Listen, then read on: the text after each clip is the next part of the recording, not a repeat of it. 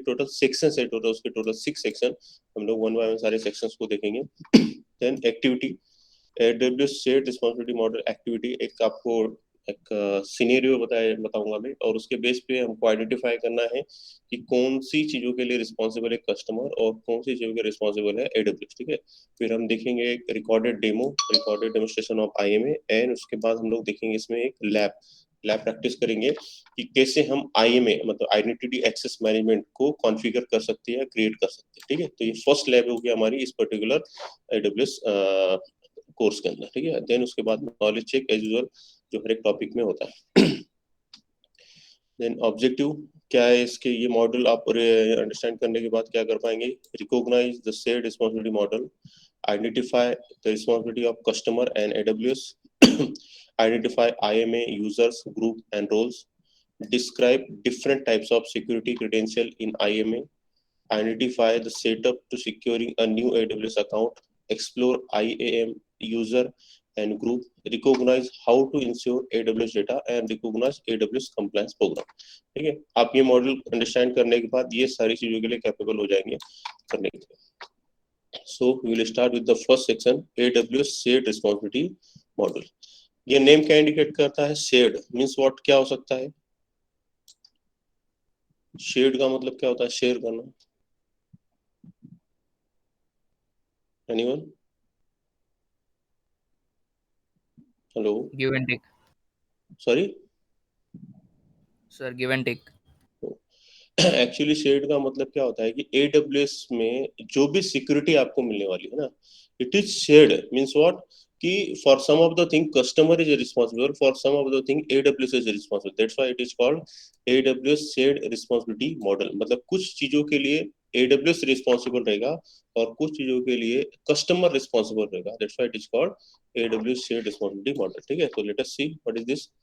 तो this is the customer point of view and this is the AWS point of view. So अभी AWS जो होता है एक क्लाउड सर्विस प्रोवाइडर है, राइट। तो 3 टाइप से क्लाउड सर्विसेज देता है, कौन कौन सी होती है 3 क्लाउड सर्विसेज बता सकते हैं। IaaS पता है, infrastructure as a service, second कौन सी है, PAS, हाँ PaaS क्या होता है, प्लेटफॉर्म एज ए सर्विस, और third software as a service, ठीक है। तो IaaS का मतलब क्या है, इंफ्रास्ट्रक्चर। आप AWS क्या करता है, आपको एक इंफ्रास्ट्रक्चर देता है, मतलब आपने एक फिजिकल सिस्टम जो होता है उसी के जैसा है, आपने वर्चुअल सिस्टम AWS से लिया हुआ है, ठीक है। और फिर उस वर्चुअल सिस्टम में आप कौन सा प्रोसेसर लेते हैं, है ना, उसमें कौन सा ऑपरेटिंग सिस्टम डालते हैं, कौन से सॉफ्टवेयर डालते हैं, ये हम डिसाइड करते हैं, ठीक है। हमने एक इंफ्रास्ट्रक्चर लिया, उसको बोलते हैं IaaS, infrastructure as a service, ठीक है। देन उसके बाद होता है platform as a service. Platform as a service क्या, कि आपको डायरेक्टली एक प्लेटफॉर्म लेना है जिसमें आप अपनी एप्लीकेशन को डिप्लॉय कर देंगे, ठीक है। अब प्लेटफॉर्म एज ए सर्विस का मतलब कैसे होगा, जैसे कि मैंने सिर्फ एक क्लाउड स्टोरेज ले लिया और अपना डेटा वहाँ पे स्टोर कर रहा हूँ, जैसे गूगल ड्राइव हो गया, ठीक है। मैंने एक क्लाउड स्टोरेज लिया, अपना डेटा स्टोर कर दिया, वो प्लेटफॉर्म एज ए सर्विस हो गया, ठीक है। और सॉफ्टवेयर एज ए सर्विस मतलब कि आपको एक सॉफ्टवेयर वर्चुअलाइजेशन मिलता है, मतलब कि आपको जो भी सॉफ्टवेयर आपके एप्लीकेशन के लिए चाहिए वो आपको वो AWS सॉफ्टवेयर प्रोवाइड करता है। सो 3 डिफरेंट डिफरेंट कैटेगरी के अकॉर्डिंगली AWS हमको सर्विसेज देता है, ठीक है। तो अब इसमें क्या होता है कि हम किस टाइप का सर्विस मॉडल AWS से लेते हैं, उसके अकॉर्डिंगली हमारी रिस्पॉन्सिबिलिटी डिफाइन होती है, ठीक है, कि किस चीजों के लिए कस्टमर रिस्पॉन्सिबल रहेगा और किस चीजों के लिए क्लाउड रिस्पॉन्सिबल रहेगा, ठीक है। अगर हम देखें, पहले हम देखते हैं AWS के पॉइंट ऑफ व्यू से। AWS responsible for security of the cloud, है ना, and customer is responsible for security in the cloud. अब ये इन द क्लाउड और ऑफ द क्लाउड का मीनिंग क्या हो सकता है, कोई बता सकता है मुझे।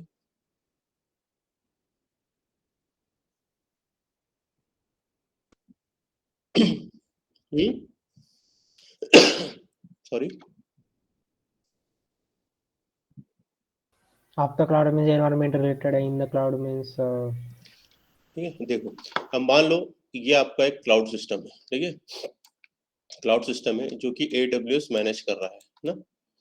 तो AWS रिस्पॉन्सिबल है ये पूरे क्लाउड सिस्टम को मैनेज करने के लिए, मतलब जो उसके अवेलेबिलिटी जोन है, जो उसके रीजन है, जो उसके डेटा सेंटर से AWS के एक रीजन से दूसरे रीजन के बीच में जो डेडिकेटेड फाइबर लाइन हुई है, ठीक है, तो वो सब चीज मैनेज करने की रिस्पॉन्सिबिलिटी किसकी है? AWS की। मतलब it is responsible, AWS is responsible for security of the cloud, है ना। अब कस्टमर किसके लिए रिस्पॉन्सिबल है? अब कस्टमर ने क्या किया है, क्लाउड में क्लाउड की सर्विसेज ली है, ठीक है, उसको EC2 इंस्टेंसेस से, मतलब एक सर्वर लिया है, या फिर कुछ क्लाउड डेटाबेस लिया है, या फिर कुछ स्टोरेज लिया है, ठीक है, तो क्या करेगा, क्लाउड में वो सर्विसेज लेगा, ठीक है। तो customer is responsible for security in the cloud, मतलब हम क्लाउड में जो भी काम करने वाले हैं उसके लिए हम रिस्पॉन्सिबल है। समझ में आई बात? Yes, sir. हेलो, ठीक है। तो AWS is responsible for security of the cloud and customer is responsible for security in the cloud, ठीक है। अब हम देखेंगे कैसे। अब AWS, ठीक है, अब AWS की पहले हम बात करें तो ये क्या करता है, ये आपको देता है सॉफ्टवेयर वर्चुअलाइजेशन, है ना, कंप्यूट सर्विसेज देगा। कंप्यूट मतलब आपको एक सर्वर बना के देता है, आपको कितना रैम चाहिए, कितना हार्ड डिस्क चाहिए, सारी स्टोरेज कैपेसिटी कितनी चाहिए, वो सारी चीजें, ठीक है। तो मतलब ये क्या करता है, जो भी एक फिजिकल सिस्टम में कंपोनेंट होते हैं उसको एक सॉफ्टवेयर बेस आपको एक वर्चुअलाइजेशन करके आपको देगा, ठीक है। तो आपको क्या क्या सर्विसेज चाहिए, हम लोग सारी की सारी चीजें AWS से सिलेक्ट करेंगे। हमको डेटाबेस कौन सा चाहिए, हमको नेटवर्किंग कैसे सिलेक्ट करना है, ठीक है। नेटवर्किंग मतलब एक रीजन से दूसरे रीजन के बीच में कनेक्टिविटी, एक अवेलेबिलिटी जोन से दूसरे अवेलेबिलिटी जोन के बीच में कनेक्टिविटी, ठीक है, दैट इज कॉल्ड नेटवर्किंग। तो ये सारा काम कौन करता है? AWS करता है। प्लस AWS का जो हार्डवेयर और AWS ग्लोबल इंफ्रास्ट्रक्चर है, global infrastructure means what, region है ना, अवेलेबिलिटी जोन है और एज लोकेशन है। अब रीजन क्या होता है, कोई बता सकता है मुझे? Geographical area. It is the geographical area, है ना। और region is the collection of what, region is the collection of,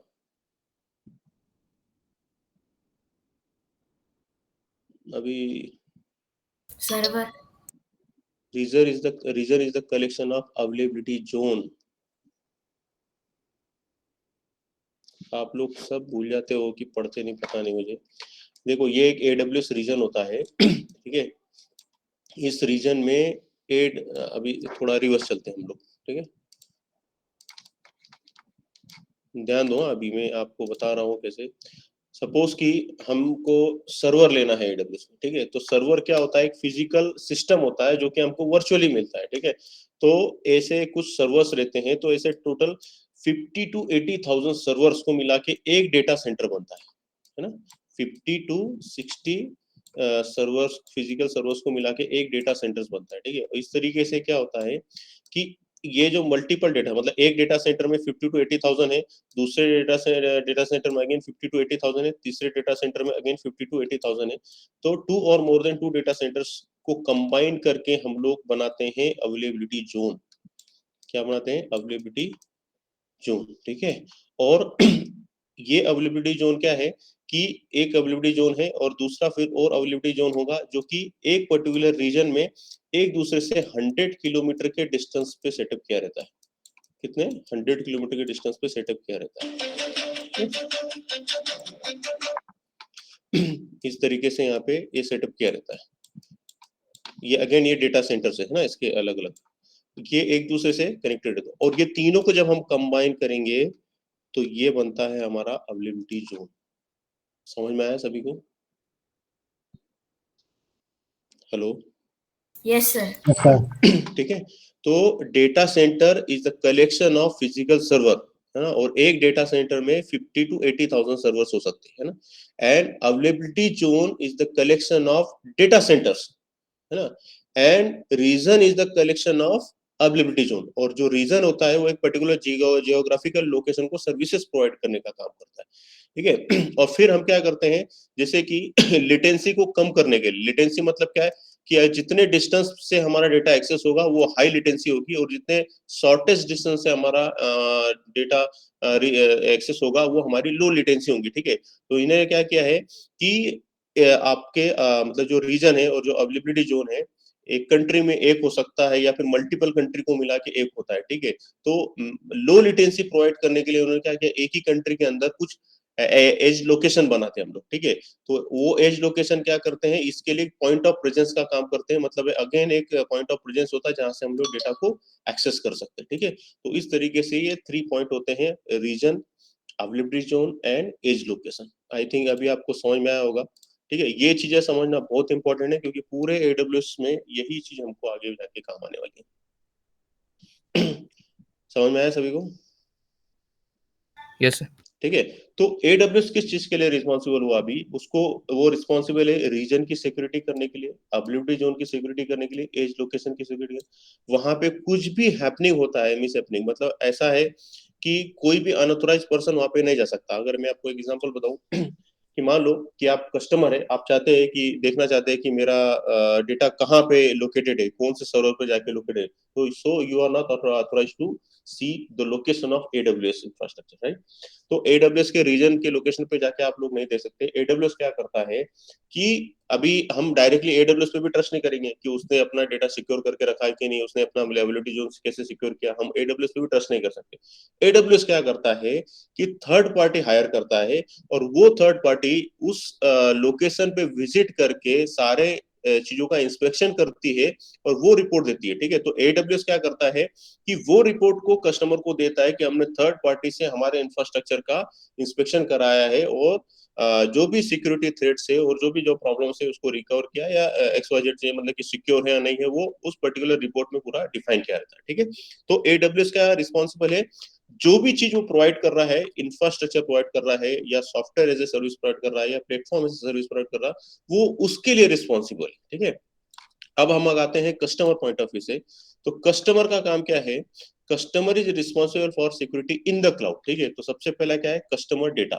अब कस्टमर डेटा के बाद क्या है कि जो भी डेटा हमारा क्लाउड में है, ठीक है, तो डेटा इन द रेस्ट और इन ट्रांजिट, मतलब क्या कि डेटा हमारा क्लाउड में है, तो वो अगर डेटा हमारा क्लाउड में जो है वो अगर इनक्रिप्टेड फॉर्म में है तो हमारा डेटा सिक्योर होगा, क्योंकि कोई भी अगर अनऑथराइज एक्सेस मतलब कि यूजर उस डेटा को एक्सेस करने की कोशिश करेगा तो हमारा डेटा क्या होगा, इनक्रिप्टेड फॉर्म में रहेगा, जो कि कोई भी यूजर डायरेक्टली उसको एक्सेस नहीं कर सकेगा, जो अथोराइज यूजर होगा तो ही उसको एक्सेस कर सकता है, ठीक है। मैंने आपको इनक्रिप्शन का एक एग्जाम्पल लास्ट लेक्चर में बताया था। मैंने अपने नेम संदीप को रिप्लेस किया था कुछ कैरेक्टर से, मतलब उसको इनक्रिप्ट किया था और उसको ट्रांसमिट किया था, और रिसीवर में उसने उसको उसी की से उसको रिवर्ट किया था, ठीक है, मतलब डिस्क्रिप्ट किया था। याद है सबको? ठीक है। Yes, sir. तो कस्टमर किस चीज के लिए रिस्पॉन्सिबल है, उसको डेटा को इनक्रिप्ट करना है उसके क्लाउड में, प्लस जो डेटा उसका एक सोर्स से डेस्टिनेशन में जब ट्रेवल कर रहा है, ठीक है, मतलब data in transit. Data in rest क्या होता है, जब क्लाउड में स्टोर है, वो डेटा इन ट्रांजिट मतलब कि कहीं लोकेशन से आपका डेटा एक सोर्स से डेस्टिनेशन को एक लोकेशन से दूसरे लोकेशन में ट्रेवल कर रहा है, उसको हम लोग बोलते हैं डेटा इन ट्रांजिट, मतलब ट्रांसमिशन हो रहा है। तो वो भी डेटा क्या होना चाहिए, हमारा इनक्रिप्टेड फॉर्म में ट्रेवल होना चाहिए, ठीक है। तो इन सब चीजों के लिए रिस्पॉन्सिबल कौन है, कस्टमर। फिर उसके बाद आता है platform, application, identity and access management, ठीक है। अब प्लेटफॉर्म की कैसी बात है यहाँ पे, क्योंकि सॉफ्टवेयर जो हमारा AWS है वो प्लेटफॉर्म एज ए सर्विस भी प्रोवाइड करता है ना, लेकिन हमने अगर इंफ्रास्ट्रक्चर एज ए सर्विस लिया, मतलब क्या कि हमने एक सर्वर लिया है, वर्चुअल सर्वर, तो उस वर्चुअल सर्वर में मुझे मेरी जो भी एप्लीकेशन डिप्लॉय करना पड़ेगी, तो उसके लिए मुझे ऑपरेटिंग सिस्टम वहां पे इंस्टॉल करना पड़ेगा। उस ऑपरेटिंग सिस्टम की जो भी कॉन्फ़िगरेशन रहता है वो मुझे वहां पे करना पड़ेगा, ठीक है। और फिर उस ऑपरेटिंग सिस्टम में कुछ सिक्योरिटी, मतलब जो एंटीवायरस, जैसे हम लोग हमारा पीसी लेते, तो सपोज HP लेनो जो भी है, उसने आपको पीसी तो दिया, लेकिन पीसी में डेटा सिक्योरिटी किसकी रिस्पॉन्सिबिलिटी, हमारी। हमको उसके लिए एंटीवायरस डालना पड़ता है कि हैक कि वायरस का इन्फेक्शन उसके अंदर ना हो, ठीक है। तो सिमिलरली जब भी हम कोई वर्चुअल सिस्टम AWS के अंदर लेंगे, तो फिर हम जो अपनी एप्लीकेशन वहां पे उसको डिप्लॉय करेंगे, तो उसको जो प्लेटफॉर्म लगने वाला, कौन सा ऑपरेटिंग सिस्टम है, विंडोज ऑपरेटिंग सिस्टम है, लिनक्स से या यूनिक्स से, कौन सा ऑपरेटिंग सिस्टम लगने वाला ये हम डिसाइड करेंगे, वहां पे इंस्टॉल करेंगे, ठीक है। कौन सी एप्लीकेशन लगने वाली है, हमने एक सपोज की एक वेबसाइट डिप्लॉय करी है जो कि PHP में बनाई, तो हमको PHP MySQL का सॉफ्टवेयर वहां पे इंस्टॉल करना पड़ेगा, ठीक है। तो ये एप्लीकेशन हमको, वो भी हमको हमारी जिम्मेदारी। Then again identity and access management, who will going to access your data, ये आइडेंटिटी एक्सेस मैनेजमेंट हम लोग डिफाइन करेंगे कौन उस डेटा को एक्सेस कर सकता है। जैसे फॉर एग्जांपल गूगल है, गूगल का जो जीमेल अकाउंट है, जो उस जीमेल के यूजर है वही उस पर्टिकुलर जीमेल के डेटा को एक्सेस कर पाएंगे, कोई भी दूसरा यूजर जो कि जीमेल का यूजर नहीं है वो उस डेटा को एक्सेस नहीं कर सकता। मतलब हमको आइडेंटिटी एंड एक्सेस मैनेजमेंट मतलब यूजर बनाने पड़ते हैं कि कौन उस डेटा को एक्सेस कर सकेगा। Similarly operating system, network and firewall configuration, ठीक है। अब ये क्या चीज आई, ऑपरेटिंग सिस्टम, जैसे मैंने आपको बताया कि हमने इंफ्रास्ट्रक्चर जैसे सर्विस लिया है, तो हमको कौन सा ऑपरेटिंग सिस्टम वहाँ पे इंस्टॉल करना है। टाइम टू टाइम उस ऑपरेटिंग सिस्टम के कुछ अपडेट्स आते हैं, ठीक है, तो अपडेट हमको इंस्टॉल करना पड़ेंगे। जैसे कि आपने मोबाइल तो एक बार परचेस कर लिया, मोबाइल परचेस करने के बाद आपके एंड्रॉइड के कुछ अपडेट वर्जन आते हैं। आई थिंक सभी ने देखा होगा अपडेट वर्जन आते हैं, यस और नो? Yes, sir. Yes, ठीक sir. है, तो हम क्या करते हैं, उस अपडेट वर्जन को हमारे एंड्रॉइड मोबाइल सिस्टम में इंस्टॉल करने की रिस्पॉन्सिबिलिटी किसकी होती है, हमारी होती है, ठीक है। तो सिमिलरली हमने इंफ्रास्ट्रक्चर एज ए सर्विस लिया है, तो हमको उसमें जो ऑपरेटिंग सिस्टम हमने डाला है तो उसके कुछ अपडेट्स आएंगे, तो वो अपडेट को पैचिंग करना या उसको इंस्टॉल करने की जिम्मेदारी किसकी रहेगी, हमारी रहेगी, ठीक है। सिमिलरली नेटवर्किंग, एक कंपोनेंट से दूसरे कंपोनेंट में डेटा कैसे ट्रेवल करेगा, कहाँ से क्या कनेक्शन हमको करना है, ये नेटवर्किंग करने की जिम्मेदारी भी किसकी होती है, हमारी होती है। सिमिलरली फायरवॉल कॉन्फ़िगरेशन, अब फायरवॉल क्या कि जैसे कि आपने देखा है हमारे कॉलेज में इंटरनेट अगर आपको एक्सेस करना है तो हमने फायरवॉल बना रखा है, और फायरवॉल के बेस पे ही आप कॉलेज का इंटरनेट एक्सेस कर सकते हैं। सिमिलरली जब भी आपने क्लाउड के अंदर आपके डिफरेंट डिफरेंट सर्विसेज को डिप्लॉय कर रखा है और उनके बीच में नेटवर्किंग कर दिया, ठीक है, तो उसको जो वायरस का अटैक होता है या डेनियल ऑफ सर्विसेज अटैक होते हैं उससे प्रोटेक्ट करने के लिए हमको फायरवॉल कॉन्फ़िगरेशन करना पड़ता है, ताकि अनऑथराइज्ड पर्सन जो कि हमारे सिस्टम को एक्सेस ना कर सके या हैक ना कर सके, ठीक है। तो फायरवॉल कॉन्फ़िगरेशन करने की जिम्मेदारी भी हमारी होती है, क्योंकि हम डिसाइड करेंगे कि who will going to access our data, ठीक है। फिर client side data encryption and data integrity authentication. Again हमारा क्लाइंट साइड मतलब क्या, कि सपोज कि फॉर एग्जांपल फ्लिपकार्ट है, फ्लिपकार्ट का जो वेबसाइट है वो एक किसी सर्वर पे लोकेटेड है, और मैं क्लाइंट हूँ जो कि उस फ्लिपकार्ट की सर्विसेज को एक्सेस कर रहा हूँ, उसके जो प्रोडक्ट है उसको बाय करना चाहता हूँ, या उसको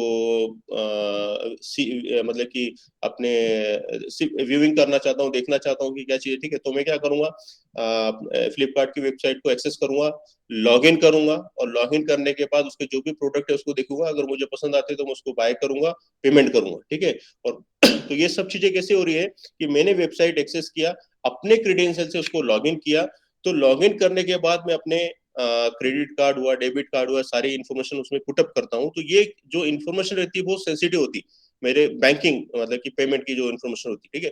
तो ये रिस्पॉन्सिबिलिटी कि आपके पेमेंट की इन्फॉर्मेशन एक लोकेशन मतलब आपके क्लाइंट साइड से सर्वर साइड पे ट्रेवल कर रही है, ठीक है, लेकिन वो प्रोटेक्टेड होना चाहिए, वो इंटीग्रिटी होना चाहिए डेटा की, ठीक है, वो इंक्रिप्टेड होना चाहिए। तो ये सब रिस्पॉन्सिबिलिटी किसकी होती है, कस्टमर की। तो जो हम एप्लीकेशन बनाने वाले हैं तो उसमें हमको ये सब चीजें ध्यान में रखनी पड़ती है कि कस्टमर का डेटा कैसे सिक्योर रहने वाला है, ठीक है। अब AWS का कस्टमर कौन है, फ्लिपकार्ट, लेकिन फ्लिपकार्ट के कस्टमर हम हैं, ठीक है, तो हम उसके लिए क्लाइंट बन जाएंगे, तो हमारे डेटा की सिक्योरिटी भी अल्टीमेटली फ्लिपकार्ट की हो जाती है। आई बात समझ में, यस और नो? Yes, sir. ठीक है, देन ये हो गया क्लाइंट साइड डेटा इंक्रिप्शन, और ये हो गया server side data encryption. Server मतलब क्या, कि जो फ्लिपकार्ट का जो सर्वर है जहाँ पे लोकेटेड है, तो हमारी इंफॉर्मेशन वहां पे भी स्टोर होगी, क्योंकि हमारे जो पेमेंट डिटेल है, मतलब हमने जो क्रेडिट कार्ड की डिटेल डाल रखी, बैंकिंग की डिटेल डाल रखी, या डेबिट कार्ड की डिटेल डाल रखी, उस पर्टिकुलर पोर्टल में डाली है ना, वो हमारे मोबाइल में नहीं है। हम उसको कहीं पे भी किसी भी लोकेशन से उस वेबसाइट को एक्सेस करके लॉगिन करेंगे तो वो डिटेल हमको दिखती है। दैट मीन्स कि वो हमारा डिटेल कहाँ पे स्टोर है, सर्वर पे स्टोर है, ठीक है। तो सर्वर साइड इंक्रिप्शन भी इंपॉर्टेंट है, कि हमारा डेटा वहां पे कैसे इंक्रिप्टेड फॉर्म में होता है, अगर वो लीक हो गया तो हमारे सारे पेमेंट ट्रांजेक्शन की डिटेल्स होगी, लीक हो जाएगी और उसका मिसयूज हो सकता है, ठीक है। अगेन उसके बाद आता है networking, traffic protection and encryption, integrity and identity. अब नेटवर्क ट्रैफिक प्रोटेक्शन मतलब क्या, कि एक लोकेशन से जब दूसरा लोकेशन पे डेटा ट्रेवल करेगा तो आप किस टाइप की सिक्योरिटी प्रोवाइड करेंगे कि बीच में कोई भी हैकर्स उस डेटा को एक्सेस ना कर सके, ठीक है। तो ये सारी जो रिस्पॉन्सिबिलिटी होती है ये किसकी होती है, कस्टमर की होती है। समझ में आ रहा है मैंने क्या बताया, कि फिर से रिपीट करूं? समझा सर। ठीक है, Yes, sir. समझ सर. थोड़ा रिस्पॉन्स करो है ना, और अगर इंटरेस्टेड नहीं हो तो मुझे बताओ, मैं फिर बंद कर देता हूँ। ओके। No, sir.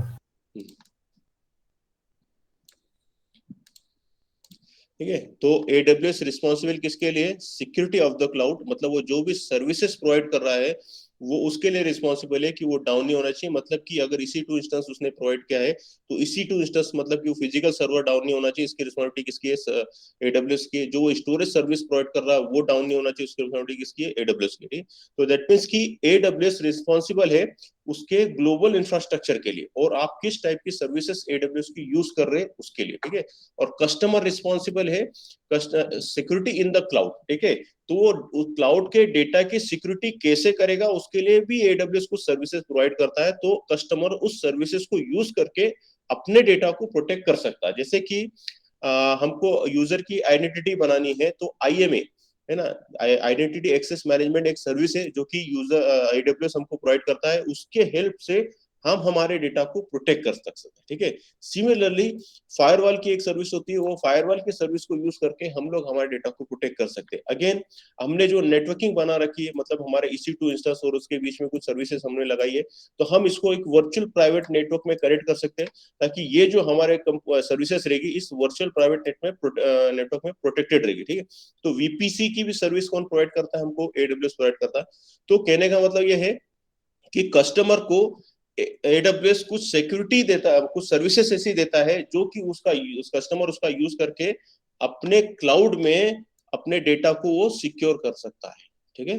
इस तरीके से कस्टमर और AWS की रिस्पॉन्सिबिलिटी डिफाइन की गई। ठीक है। सॉरी। AWS responsibility. अब सिक्योरिटी ऑफ द क्लाउड, जैसे क्या बताया मैंने आपको अभी यहाँ पे पहले ही बताया। AWS रिस्पॉन्सिबिलिटी क्या है? Physical security of the data center, control need based access. ठीक है। ये सब कौन प्रोवाइड करेगा? AWS देखेगा। ठीक है।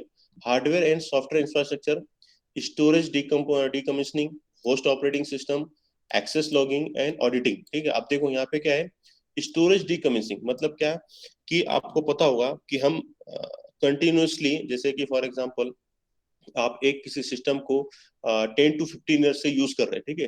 तो आफ्टर सम टाइम क्या होगा कि उसकी कुछ हार्ड डिस्क फेलोर हो जाएगी, या रैम खराब हो जाएगी, या प्रोसेसर खराब हो सकता है। ठीक है। तो ये जो भी कंपोनेंट फेलोर होते हैं, उन सारे कंपोनेंट के फेलोर को रिकवर करना या उसको फिर रिप्लेस करने की रिस्पॉन्सिबिलिटी किसकी होती है? AWS की होती है। क्योंकि हमने तो AWS का ग्लोबल इंफ्रास्ट्रक्चर यूज कर रहे हैं, हम लोगों ने उसका इंफ्रास्ट्रक्चर एज ए सर्विस लिया, या प्लेटफॉर्म एज ए सर्विस लिया, या सॉफ्टवेयर एज ए सर्विस लिया। हमको सिर्फ उस सर्विसेज को यूज करना है। हमको ये नहीं देखना है कि AWS उसके सर्वर को कैसे मैनेज कर रहा है, क्योंकि वो रिस्पॉन्सिबिलिटी किसकी होगी? AWS की होगी। तो कब उसको फिजिकल सर्वर वहां से हटा के दूसरा सर्वर लगाना है, कब कौन सा रैम हटा के उसको दूसरा रैम लगाना है, ठीक है, या कब कौन सी स्टोरेज को हटा के दूसरे हार्ड डिस्क लगाने, ये सब चीजें कौन करता है? AWS करता है। वो हमको देखने की जरूरत नहीं है। ठीक है। Similarly host operating system, access log. अब अभी मैंने आपको बताया कि हमने अगर EC2 इंस्टेंस लिया है, इंफ्रास्ट्रक्चर एज ए सर्विस लिया, तो ऑपरेटिंग सिस्टम हम इंस्टॉल करेंगे। ठीक है। लेकिन अगर हमने प्लेटफॉर्म एज ए सर्विस लिया है, तो ऑपरेटिंग सिस्टम कौन इंस्टॉल करता है? AWS करता है, क्योंकि हमने एक प्लेटफॉर्म लिया है जहां पे अपने एप्लीकेशन को डायरेक्टली डिप्लॉय करेंगे। हम सर्वर को मैनेज नहीं करने वाले, वहां पे हम डायरेक्टली अपनी एप्लीकेशन को डिप्लॉय कर रहे हैं। ठीक है। तो होता है प्लेटफॉर्म एज ए सर्विस। तो वहां पे वो ऑपरेटिंग सिस्टम कौन से सर्वर पे कौन सा ऑपरेटिंग सिस्टम होना है ये देखता है AWS। ठीक है। एंड अगेन ऑडिटिंग, मतलब कि थर्ड पार्टी को हायर करके वो अपने पूरे इंफ्रास्ट्रक्चर का ऑडिट कराता है, और ऑडिट कराने के बाद कस्टमर को देता है कि देखो हमारा सिस्टम कंप्लीटली सिक्योर है, उसमें कोई भी डेटा का लॉस नहीं हुआ है, कोई भी सिस्टम का फेलियर नहीं हुआ, XYZ। ठीक है। ये होता है ऑडिटिंग।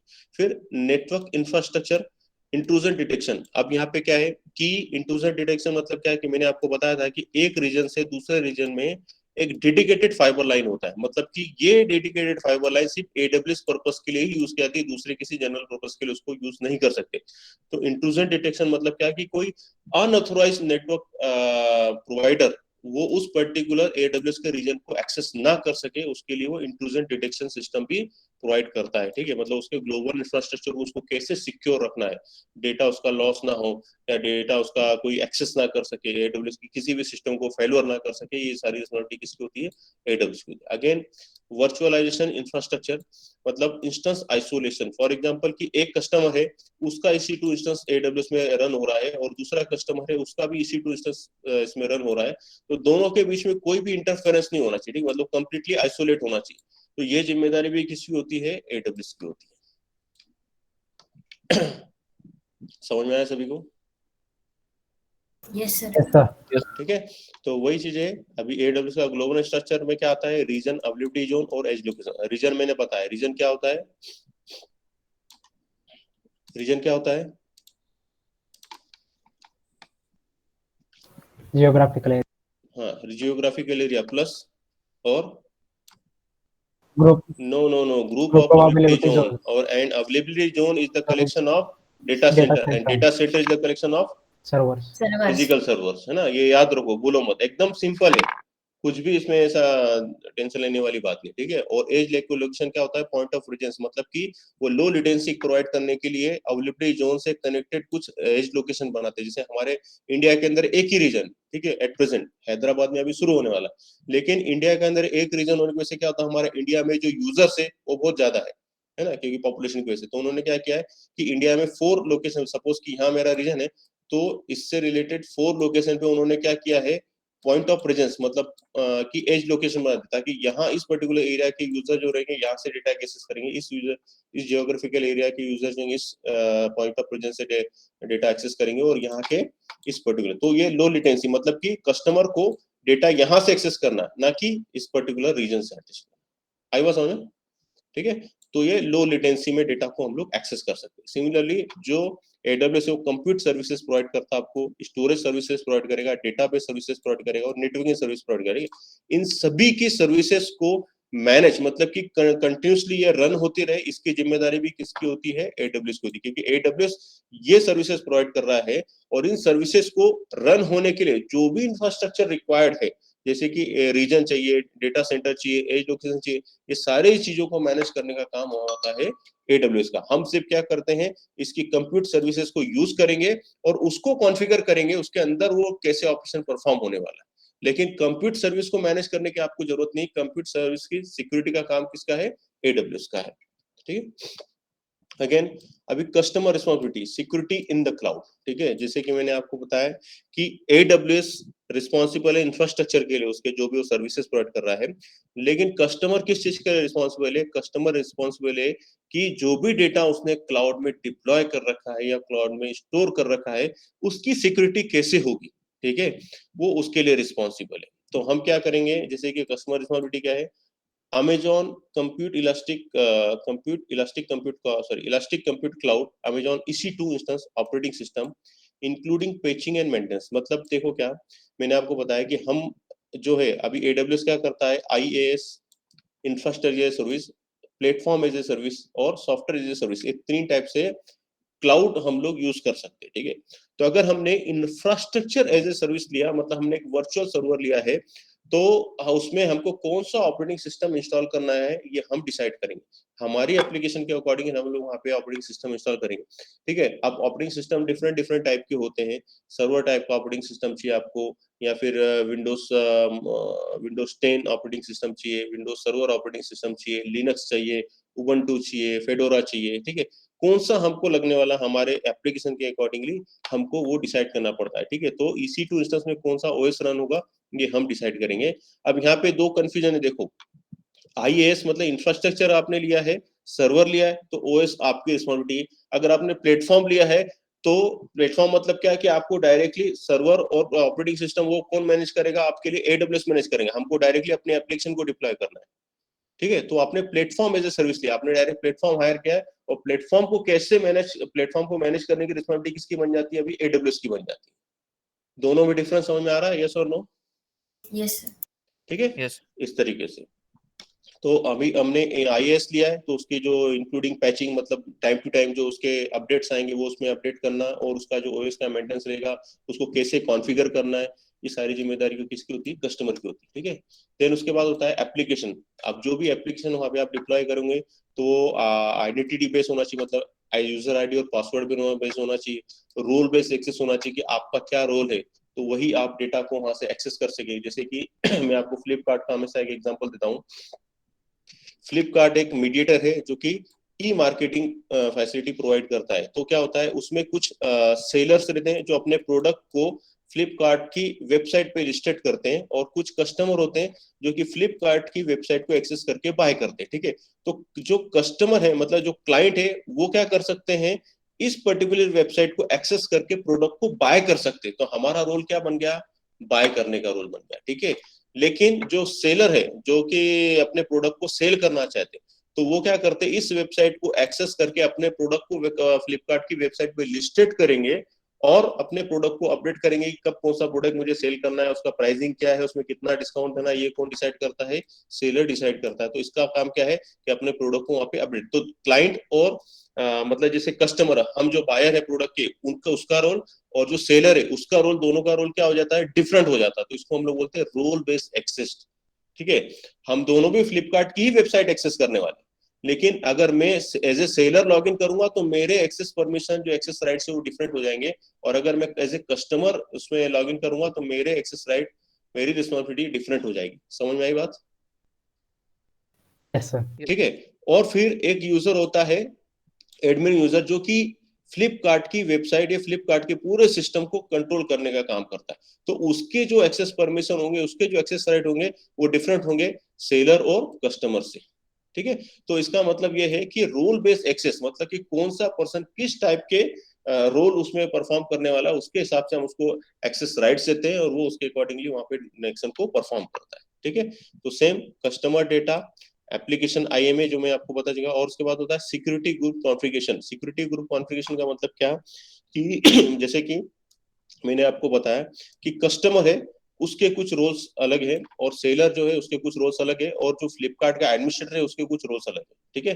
तो इन सभी के लिए क्या होता है कि अभी जैसे कि फ्लिपकार्ट का कोई एक ही कस्टमर है क्या? No sir. नो, बहुत सारे कस्टमर हो सकते हैं ना। और फ्लिपकार्ट का कोई एक ही सेलर है क्या, मतलब कि उसमें सिर्फ एक ही पर्सन सेल कर सकता है क्या अपने product? No no sir. Sir. No, ठीक है। तो मल्टीपल सेलर्स होंगे, तो हम क्या करते हैं उसके लिए एक सिक्योरिटी ग्रुप बनाते हैं, ठीक है। तो जैसे ही कोई यूजर है ना, जैसे ही कोई नया user as a customer log in करता है, तो वो ऑटोमेटिकली वो सिक्योरिटी ग्रुप के साथ, जैसे हमने सपोज कि कस्टमर सिक्योरिटी ग्रुप बना रखा है, तो कस्टमर उस सिक्योरिटी ग्रुप का ऑटोमेटिक मेंबर बन जाता है, क्योंकि उसने as a customer sign up किया हुआ है, ठीक है। और सिमिलरली हम लोग सेल का एक सिक्योरिटी ग्रुप बनाते हैं, तो जब भी मैं as a seller sign up करूंगा सिस्टम के अंदर, तो मैं उस पर्टिकुलर सिक्योरिटी ग्रुप को बिलोंग करूंगा और मेरे एक्सेस राइट उसके अकॉर्डिंगली बन जाएंगे, ठीक है। तो ये होता है सिक्योरिटी ग्रुप कॉन्फ़िगरेशन कि आपको किस टाइप के एक्सेस वहां पे मिलेंगे, ओके, ठीक है। Yes, sir. देन यस उसके सर। बाद आता है ओएस और host based firewall, including intrusion detection and prevention system. OS जो हमारा ऑपरेटिंग सिस्टम होता है, तो उसमें हमको फायरवॉल एक्टिवेट करना है, नहीं एक्टिवेट करना है, कैसे कॉन्फ़िगर करना है, ये भी हम कस्टमर ही डिसाइड करता है, ठीक है। उसके बाद network configuration. Network configuration means what, suppose की आपने 3-4 मोबाइल का एग्जांपल लेते हैं, ठीक है। तो आपने जैसे कि अब एफटीपी, आपके जो फाइल सिस्टम रहता है आपके मोबाइल का, फाइल मैनेजर, तो जब भी आप डेटा ट्रांसमिट करते हैं तो वहां पे आपने देखा होगा एफटीपी रहता है लिखा हुआ, कहीं कभी देखा है किसी ने, यस और नो? Yes sir. ठीक है, नहीं देखा तो एक जस्ट मिनट मैं आपको, आप टाइम दो, मैं आपको दिखाता हूँ, है ना। Okay sir.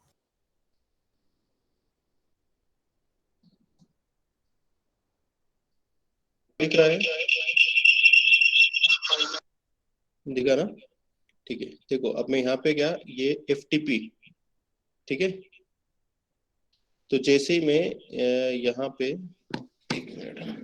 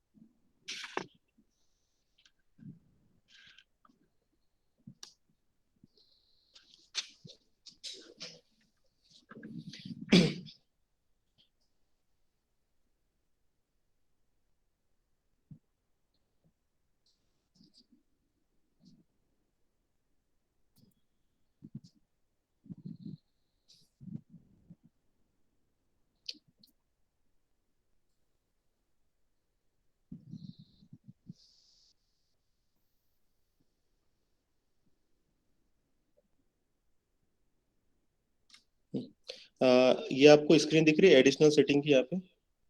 Yes sir. ठीक है। तो ये एडिशनल सेटिंग क्या होती है कि जब भी मैं अपने सपोज की कोई एक डिवाइस से दूसरे डिवाइस में डेटा को ट्रांसमिट करना चाहता हूँ, ठीक है, तो ये मुझे ऑप्शन देता है कि साइन इन एनोनिमसली, मतलब कि मुझे एक लोकेशन से दूसरे, मतलब एक पर्सन से दूसरे पर्सन को अगर डेटा ट्रांसमिट करना है या मेरा फाइल मैनेजर किसी सिस्टम में एक्सेस करना है तो मैं डायरेक्टली एक्सेस कर लूँ विदाउट एनी लॉगिन, है ना। और अगर मैंने इसको ऑफ कर दिया तो मुझे क्या करना पड़ेगा, अपने यूजर नेम पासवर्ड को सेट करना पड़ेगा, तभी मैं किसी पर्टिकुलर सिस्टम पे उसको बैठ के अपने फाइल मैनेजर को एक्सेस कर पाऊंगा सिस्टम में, ठीक है। तो ये कैसा होता है कि मैं अपने नेटवर्क को कैसे कॉन्फ़िगर करता हूँ कि एक लोकेशन से दूसरे लोकेशन पर अगर मैं डेटा को एक्सेस कर रहा हूँ तो मुझे मेरा नेटवर्क कॉन्फ़िगरेशन कैसा होना चाहिए, ठीक है। सिमिलरली एक आपने देखा ये जो मैंने यहाँ पे लिखा पोर्ट नंबर 2121, है ना, ये हमको आगे हम देखेंगे, मैं आपको बताऊंगा कि इसका यूज क्या होता है, ठीक है। तो ये होता है हमारा नेटवर्क कॉन्फ़िगरेशन कि मैं एक लोकेशन से अब दूसरे लोकेशन पे डेटा को एक्सेस करना चाहता हूँ या शेयर करना चाहता हूँ तो किस टाइप से शेयर करूँगा, ओके। Yes Yes, sir. ठीक है, अभी आपको पीपीटी नजर आ रहा है, यस सर ठीक है। तो हम लोग इसके हिसाब से नेटवर्क कॉन्फ़िगरेशन कर सकते हैं कि एक डिवाइस से दूसरे डिवाइस में जब मैं या एक सर्विस से दूसरे सर्विसेज में डेटा को शेयर करूंगा तो किस हिसाब से मेरा नेटवर्क कॉन्फ़िगरेशन होना चाहिए, ठीक है। तो मैं वो ऑथेंटिकेट बेस होना चाहिए, मतलब यूजर आईडी पासवर्ड बेस होना चाहिए, या एनोनिमस लॉगिन होना चाहिए, डायरेक्टली एक्सेस कर सके, ये हम डिफाइन करेंगे, ठीक है। तो उसके बाद होता है हमारा अकाउंट मैनेजमेंट, तो login and permission setting for each user, ठीक है। हम कोई भी यूजर बनाते हैं तो उसका लॉगिन सेटिंग करते हैं कि उसको उसका यूजर नेम कैसा होना चाहिए, उसमें स्पेस अलाउड है या नहीं है, और उसका पासवर्ड पॉलिसी क्या है, ठीक है। अब पासवर्ड पॉलिसी आई थिंक आपको पता होगी कि जब भी आप किसी पोर्टल पे साइन अप करते हो तो आपको साइन अप करने के बाद आपको पासवर्ड सेटअप करना रहता है, तो उसकी पॉलिसी रहती है कि आपको अल्फा न्यूमेरिक मतलब पासवर्ड की जो लेंथ होना चाहिए मिनिमम 8 कैरेक्टर होना चाहिए, फिर उसमें अल्फा न्यूमेरिक कैरेक्टर होना चाहिए, स्पेशल कैरेक्टर होना चाहिए नहीं होना चाहिए, हम पासवर्ड पॉलिसी हम डिफाइन करते हैं वहाँ पे, ठीक है। तो आपका जितना स्ट्रांग पासवर्ड पॉलिसी होगा उतना सिक्योर आपका सिस्टम वहाँ पे होने वाला है, ठीक है। तो ये सब चीजों के लिए रिस्पॉन्सिबल कौन होता है, कस्टमर। सिमिलरली मैंने यहाँ लिखा है client side data encryption and data integrity and authenticity, मतलब कि देखो कि क्लाइंट से जब सर्वर के साइड में डेटा ट्रांसमिट हो रहा है तो क्लाइंट ने क्या किया है, क्लाइंट ने अपने पेमेंट का भी आपको पता होगा कि जब भी हम फ्लिपकार्ट से कोई प्रोडक्ट को परचेस करते हैं उसके बाद पेमेंट करते हैं तो हमारे कार्ड की डिटेल अगर हमने वहां सेव कर रखी तो एज इट इज हमको मिलती है, लेकिन हमको एक जो होता है सीवीवी कोड, है ना, 3 डिजिट कोड होता है, वो हमको एवरी टाइम डालना पड़ता है, यस और नो, यस सर ठीक है।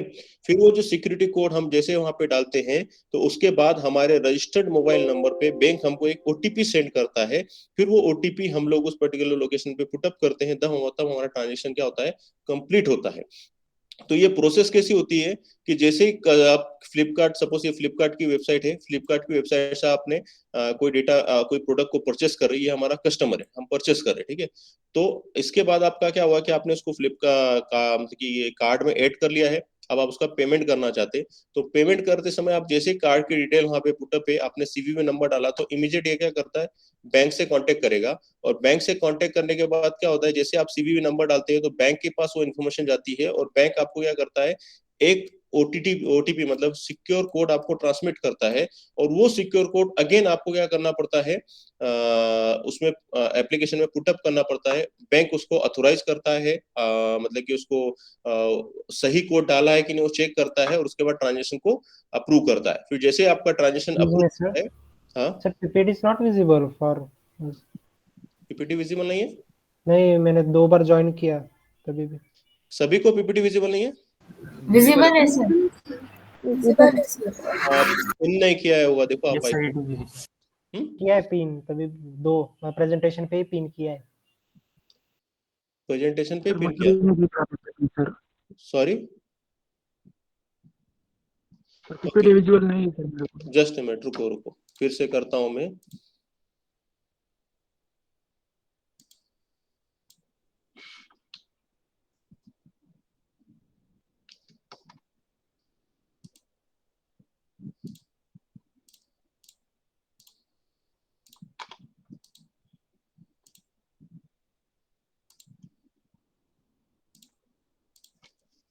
अभी है विजिबल, अभी विजिबल है सभी को, Yes, sir. Yes sir. Yes sir. ठीक है। तो मैं आपको क्या बता रहा था कि ये एक कस्टमर है, ठीक है, और ये हमारा फ्लिपकार्ट का वेबसाइट है और ये हमारा बैंकिंग का वेबसाइट है, ठीक है। तो कस्टमर ने क्या किया है कि फ्लिपकार्ट की वेबसाइट को एक्सेस करके कोई प्रोडक्ट सिलेक्ट किया और उसको बाय करना है। जैसे वो उस पे जाएगा तो कार्ड की डिटेल आपके फ्लिपकार्ट की बेस पे, मतलब फ्लिपकार्ट की वेबसाइट पे ऑलरेडी स्टोर है, तो बाकी सारी इन्फॉर्मेशन की, कार्ड का नंबर क्या है, आपके नेम क्या है और कुछ जो बेसिक इन्फॉर्मेशन ऑलरेडी कार्ड की वहां पे स्टोर रहेगी। तो आपको सिर्फ क्या करना पड़ता है, एक सीवीवी कोड एवरी टाइम आपको डालना पड़ता है, क्योंकि by default security point of view CVV code Flipkart store नहीं कर सकता, ठीक है।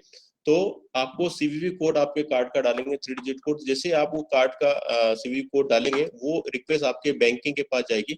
बैंकिंग क्या करेगा, आपके कार्ड के इंफॉर्मेशन के साथ साथ आपके सीवीवी कोड को रीड करके ऑथोराइज करता है, और उसके बाद बैंक आपको एक 4 डिजिट या 6 डिजिट ओटीपी सेंड करता है कस्टमर को। फिर कस्टमर क्या करेगा, उस कोड को अगेन उस पोर्टल पे पुटअप करेगा, और फिर वो रिक्वेस्ट अगेन बैंक के पास जाती है, और वो बैंक क्या करता है, उस ओटीपी को जो कि उसने सेंड किया था, है ना, उसको अप्रूव करता है, वेरीफाई करता है, और उसके बाद ट्रांजेक्शन को अप्रूव कर देता है। जैसे ही आपका अप्रूव हुआ, फिर कस्टमर साइड से वो पेमेंट इन्फॉर्मेशन फ्लिपकार्ट के पास चली जाती है कि हमने इसका पेमेंट कर दिया है, ठीक है। उसके हिसाब से फिर वो आपका ट्रांजेक्शन पूरा कंप्लीट होता है। तो ये जो डेटा नेटवर्क में ट्रेवल हो रहा है, यहाँ पे ट्रेवल हुआ या कस्टमर से बैंकिंग के बीच में जो ट्रेवल हुआ है, तो ये जो हमारा डेटा होता है ये सिक्योर होना चाहिए। तो हमारी एप्लीकेशन कस्टमर को ऐसी बनानी पड़ती है कि जो डेटा इन ट्रांजिट, मतलब डेटा इन ट्रांसमिशन है, वो इनक्रिप्टेड फॉर्म में होना चाहिए, ठीक है। तो वही चीज यहाँ पे दिया गया है, क्या, क्लाइंट साइड डेटा इंक्रिप्शन, मतलब कि क्लाइंट साइड इस लोकेशन पे भी डेटा इंक्रिप्टेड होना चाहिए, और सर्वर साइड डेटा इंक्रिप्शन इस लोकेशन पे भी डेटा हमारा क्या होना चाहिए, इंक्रिप्टेड होना चाहिए। अगर वो नॉर्मल इंफॉर्मेशन रहेगी, नॉर्मल फॉर्म में डेटा हमारा रहेगा, तो उसको हैकर्स हैक करके हमारी इंफॉर्मेशन,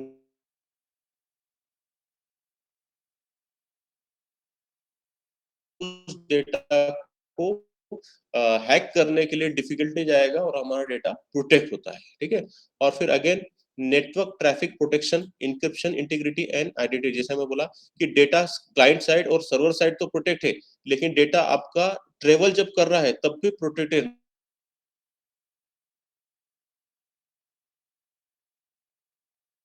क्या करता है, आपको सर्विस देता है कि आप वीपीएन यूज करो, जिसकी वजह से आपको कस्टमर और क्लाइंट साइड के बीच में जो डेटा होगा वो हमारा प्रोटेक्टेड फॉर्म में ट्रेवल कर सकता है, ठीक है।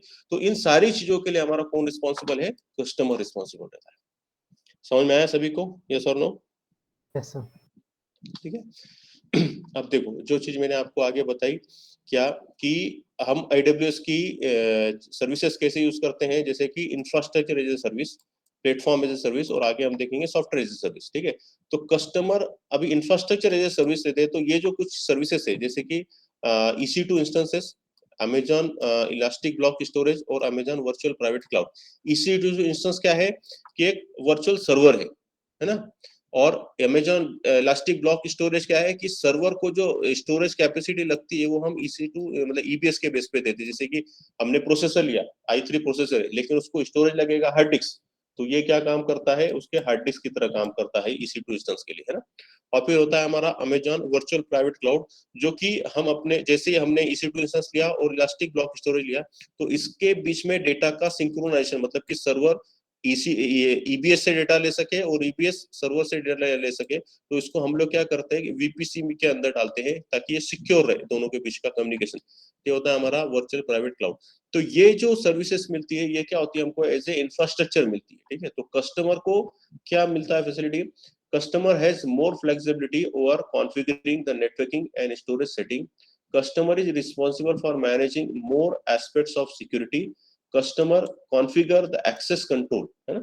तो हमने क्या किया है, सर्वर लिया है, तो हम डिसाइड करेंगे कि who will going to access that particular server, who is going to shut down that particular server, who is going to shut मतलब कि on that particular server, ठीक है। तो हम डिसाइड करेंगे, तो हमको उसके हिसाब से एक्सेस कंट्रोल लिस्ट के हिसाब से हमको यूजर्स बनाने पड़ते हैं कि कौन उसको एक्सेस करेगा, ठीक है। तो ये होता है इंफ्रास्ट्रक्चर एज सर्विस। अब बात आती है प्लेटफॉर्म एज सर्विस। तो प्लेटफॉर्म एज सर्विस, जैसे मैंने आपको बताया कि इंफ्रास्ट्रक्चर या सर्विस में आपने सर्वर लिया, OS कौन सा इंस्टॉल करना, OS का कॉन्फ़िगरेशन क्या होगा, ये सब हमको देखना है, ठीक है, क्योंकि हमने सिर्फ एक सिस्टम लिया हुआ है। और प्लेटफॉर्म एज ए सर्विस क्या है कि आपने डायरेक्टली प्लेटफॉर्म लिया है, मतलब कि आपको सर्वर मैनेज करने की जरूरत नहीं, आपको कौन सा प्लेटफॉर्म लग रहा है सिर्फ हम वो डिफाइन करेंगे। आपको अपने बोला कि भाई मुझे विंडोज 10 ओएस चाहिए, ठीक है, तो ये आपको प्लेटफॉर्म मिल जाएगा। उसके लिए वो कौन सा सर्वर यूज कर रहा है और आपको विंडोज 10 कैसे प्रोवाइड कर रहा है, ये हेडेक पूरा किसका है, AWS का। तो हम क्या करेंगे कि हम प्लेटफॉर्म एज ए सर्विस लेंगे। अब प्लेटफॉर्म कैसे, जैसे कि AWS लैम्बडा, मैंने आपको लास्ट सेशन में बताया था। AWS लैम्बडा क्या है कि मान लीजिए आपके पास एक छोटा सा एक प्रोजेक्ट है जिसके लिए आपको सर्वर कॉन्फ़िगर नहीं करना है ना, मतलब आपको वो हेडेक ही नहीं रखना है कि मुझे सर्वर कॉन्फ़िगरेशन करना है। मैं क्या बोलूंगा कि मुझे विंडोज 10 ओएस चाहिए, मुझे MySQL का डेटाबेस चाहिए, ठीक है, ये आप क्या करेंगे, एज ए सर्विस ले लेंगे, प्लेटफॉर्म ले लेंगे, भाई ये जो 2-3 चीजें मुझे चाहिए, और अपनी एप्लीकेशन को डिप्लॉय कर देंगे, ठीक है। तो प्लेटफॉर्म एज ए सर्विस के बेस पे आपको AWS क्या करेगा कि आपको वो विंडोज 10 का OS प्रोवाइड करके देगा, ठीक है। MySQL के लिए आपको रिलेशनल डेटाबेस मतलब Amazon RDS ये प्रोवाइड करके देगा, ठीक है। तो उसके बेस पे क्या करेंगे, आप अपनी एप्लीकेशन को डिप्लॉय करेंगे, और जितने पर्टिकुलर टाइम इंटरवल के लिए आप उस एप्लीकेशन को AWS में रन करेंगे उसके लिए पे कर देंगे, और उसके बाद वहां से अपनी एप्लीकेशन को हटा लेंगे, ठीक है। और उसके बाद होता है हमारा Amazon इलास्टिक बेंचटॉक। इलास्टिक बेंचटॉक का काम क्या है कि इसमें क्या होता है कि आप सिर्फ डिफाइन करते हैं कि आपको कौन कौन सी सर्विसेज चाहिए, कि मुझे MySQL चाहिए, ठीक है, मुझे एक्रोबैट रीडर चाहिए, मुझे फिर कि विंडोज मीडिया प्लेयर चाहिए, मुझे VLC प्लेयर चाहिए मैं अपनी एप्लीकेशन को रन करने के लिए। तो हम सिर्फ एप्लीकेशन को डिफाइन करते हैं, और इलास्टिक बेंचटॉक क्या करता है आपके लिए, वो सारी सर्विसेज को बाय डिफॉल्ट कॉन्फ़िगर करना, यार आपने बस एक सिंगल क्लिक पे कॉन्फ़िगर करने का काम कौन कर देता है, इलास्टिक बेंचटॉक। हमको सिर्फ डिफाइन करना है मुझे ये सर्विसेज चाहिए, मतलब मुझे ये एप्लीकेशन सॉफ्टवेयर मेरे प्लेटफॉर्म पे चाहिए, बस हम डिफाइन करेंगे, और इलास्टिक बेंचटॉक आपके बिहाफ वो सारी सर्विसेज को कॉन्फ़िगर करके आपके लिए दे देता है, ठीक है। तो हमने क्या किया कि इस पूरे सिस्टम में हमने कहीं पर भी किसी भी सर्वर को कॉन्फ़िगर नहीं किया, कहीं पर भी किसी भी सिचुएशन में हमने OS को इंस्टॉल नहीं किया। तो हमने सिर्फ क्या किया था, हमने सिर्फ एज ए प्लेटफॉर्म लिया और अपनी एप्लीकेशन को डिप्लॉय किया, ठीक है। तो उसको हम लोग बोलते हैं प्लेटफॉर्म एज ए सर्विस। तो यहाँ पे कस्टमर की क्या रिस्पॉन्सिबिलिटी हो जाती है, customer does not need to manage underlying infrastructure, मतलब उसको EC2 इंस्टेंस कौन सा लेना है, उसके लिए इलास्टिक ब्लॉक स्टोरेज कौन सा देना है, कितने कैपेसिटी का देना है, उसको ये टेंशन लेने की जरूरत ही नहीं है ना। AWS handle the operating system, database patching, क्योंकि आप AWS का रिलेशनल डेटाबेस ले रहे हो, प्लेटफॉर्म ले रहे हो, तो कौन सा डेटा मतलब कि उसका जो अपडेट्स आएंगे वो सारी जिम्मेदारी किसकी, मतलब AWS सपोज की मैंने RDS लिया है, Amazon RDS लिया है ना, तो इसके भी टाइम टू टाइम अपडेट्स आएंगे, तो इसके अपडेट करना है, इसको पैचिंग करने का काम किसका है, AWS करेंगे, क्योंकि आपने उसकी रेडीमेड सर्विस को आप यूज कर रहे हो। सिमिलरली फायरवॉल कॉन्फ़िगरेशन और डिजास्टर मैनेजमेंट रिकवरी, ये सारी जिम्मेदारी किसकी होती है, हमारी AWS की होती है। Customer can focus on managing the code और डेटा, हमने जो कोड इस पर्टिकुलर एप्लीकेशन में डिप्लॉय किया, हमको सिर्फ उस कोड को ही मैनेज करना है, हमको सर्वर मैनेज करने की जरूरत नहीं होती है। तो वहां पे हमारा होता है infrastructure as a sorry platform as a service. समझ में आई दोनों चीजें यस सर। कि थोड़ा फास्ट हो रहा है? सर थोड़ा फास्ट हो रहा है। अच्छा ठीक है, तो अभी मैं थोड़ा ना स्लो करता हूँ, लेकिन ये जो मैंने अभी बताया ये समझ में आया या नहीं? समझा सर ये। ठीक है, ठीक है। इसमें क्या है देखो, इंफ्रास्ट्रक्चर एज सर्विस, जैसा मैंने बताया कि हमको जो भी हम इंफ्रास्ट्रक्चर AWS से लेंगे तो उसमें क्या होस्ट करना है, कौन सा OS रहेगा, कौन सी एप्लीकेशन रन करेगी, ये सब हम इंफ्रास्ट्रक्चर सर्विस में हम डिसाइड करते हैं, है ना। और प्लेटफॉर्म एज ए सर्विस में क्या है कि कौन सा इंफ्रास्ट्रक्चर रन होना है बैकएंड पे, ये AWS डिसाइड करता है। हमको सिर्फ क्या करना है कि इस प्लेटफॉर्म पे कौन सी एप्लीकेशन हमको डिप्लॉय करनी है, उसको कैसे डिप्लॉय करनी है, उसके अंदर क्या रन होगा, ये हम डिसाइड करेंगे, ठीक है। तो दोनों में बेसिक डिफरेंस क्या है, अब अगर मैं आपको बताऊं कि जैसे EC2 इंस्टेंस में लेता हूं, तो इसमें कौन सा OS डालना है, कौन सा डेटाबेस होगा, है ना, ये सब मैं डिसाइड करूंगा, ठीक है। लेकिन अगर मैं प्लेटफॉर्म एज ए सर्विस लेता हूं, तो मैं डायरेक्टली Amazon लैम्बडा ले लूंगा, तो मुझे वहां पे बैकएंड पे वो Amazon कौन सा EC2 सर्वर ले रहा है, कौन सा मेरा डेटाबेस यूज कर रहा है, ये मेरे को टेंशन लेने की जरूरत ही नहीं। मुझे सिर्फ क्या करना है, प्लेटफॉर्म एज ए सर्विस लेना है। वो मेरे मेरे बिहाफ पे सर्वर मैनेज करने का काम कौन करेगा, AWS करेगा। समझ में आई बात? Yes sir. ठीक है। और सिमिलरली जैसे कि यहाँ मैंने बताया रिलेशनल डेटाबेस, जैसे फॉर एग्जांपल ये स्ट्रक्चर्ड डेटाबेस होता है हमारा, MySQL ले लिया है ना, तो मैं क्या कर रहा हूँ, रेडीमेड सर्विस यूज कर रहा हूँ AWS की। तो मुझे क्या कर रहा है, एक वर्चुअल सॉफ्टवेयर मिलता है, वर्चुअल एप्लीकेशन सॉफ्टवेयर मिला जिसमें मैं अपने डेटा को स्टोर करूंगा डेटाबेस में। तो ये क्या होता है कि AWS रिस्पॉन्सिबल है इस पर्टिकुलर MySQL में जो भी अपडेट आता है टाइम टू टाइम, जो भी सॉफ्टवेयर पैचिंग आती है, तो AWS रिस्पॉन्सिबल है उसके RDS में उस पैचिंग को बिल्ड करने के लिए या इम्प्लीमेंट करने के लिए। मुझे टाइम टू टाइम वो देखना नहीं है कि सपोज MS SQL का कुछ अपडेट आया है तो मुझे वहां डेटाबेस में मेरे उसको अपडेट करना चाहिए, मुझे नहीं देखना है। क्यों? क्योंकि मैंने प्लेटफॉर्म एज ए सर्विस लिया हुआ है। तो प्लेटफॉर्म प्रोवाइड करने का काम किसका है? AWS का है, ठीक है। लेकिन अगर मैं इंफ्रास्ट्रक्चर एज ए सर्विस लेता हूं तो वहां पे प्लेटफॉर्म मुझे ही डिसाइड करना है, मुझे ही बिल्ड करना है। तो मैं डिसाइड करूंगा कि प्लेटफॉर्म पे कौन सा सॉफ्टवेयर पैचिंग करना है, मुझे टाइम टू टाइम उसको कब मुझे अपडेट करना है, ये मेरी रिस्पॉन्सिबिलिटी हो जाती है। आई बात समझ में? Yes sir. Yes, sir. ठीक है। अब अगर उसमें और आपको थोड़ा सा और एक एग्जांपल देता हूँ कि मान लीजिए आपका मोबाइल है, ठीक है, आपने मोबाइल में स्टोरेज कितना होना चाहिए ये आपकी जिम्मेदारी है, क्योंकि क्योंकि आपने एक मोबाइल परचेस किया, आपने एक इंफ्रास्ट्रक्चर परचेस करा, ठीक है। तो आप क्या करेंगे मान लीजिए 64 GB का आपका मोबाइल है, आपको और एक्स्ट्रा स्टोरेज उसमें चाहिए, तो आप क्या करेंगे, एक मेमोरी कार्ड लेके आएंगे और वहां पे बिल्ड कर देंगे, ठीक है। तो आपने क्या किया, आपने स्टोरेज कैपेसिटी को आपने इंक्रीज किया हुआ है ना, आपने किया। लेकिन अगर मैं प्लेटफॉर्म एज ए सर्विस ले रहा हूं तो मैं क्या करूंगा, अपने मोबाइल पे क्लाउड स्टोरेज होता है, जैसे गूगल ड्राइव हुआ या फिर MI क्लाउड हुआ या फिर आपका iOS क्लाउड हुआ, ठीक है। तो आप क्या करते हैं, आपको मेमोरी कार्ड लगाने की जरूरत नहीं होती, आप क्या करते हैं, डायरेक्टली उस क्लाउड स्टोरेज को एक्सेस करेंगे अपने मोबाइल पे और अपने डेटा को वहां पे स्टोर कर देंगे। तो ये क्या हो गया, प्लेटफॉर्म एज ए सर्विस। अब गूगल कैसे उस स्टोरेज के लिए क्या प्रोविजन कर रहा है, उसने कौन सा हार्ड डिस्क लगाया, कौन सा रैम लगाया, कौन सा मेमोरी कार्ड लगाया, वो गूगल का हेडेक हो गया ना। आपने क्या किया, सिर्फ गूगल ड्राइव को अपने मोबाइल पे एक्सेस किया और अपने डेटा को वहां पे स्टोर कर दिया। समझ में आई बात, दोनों में डिफरेंस? Yes, sir. ठीक है, ओके। फिर आता है हमारा सॉफ्टवेयर एज ए सर्विस। अब सॉफ्टवेयर एज ए सर्विस क्या, कि आप AWS से कुछ एज ए सॉफ्टवेयर लेंगे जो कि आप एज ए सॉफ्टवेयर की तरह के उसको यूज करेंगे, ठीक है, जो कि वो एज अपना प्लेटफॉर्म है ना फिर इंफ्रास्ट्रक्चर है। तो कैसे होगा वो, सबसे पहले इसके अंदर कैटेगरी आती है हमारे AWS ट्रस्टेड एडवाइजर।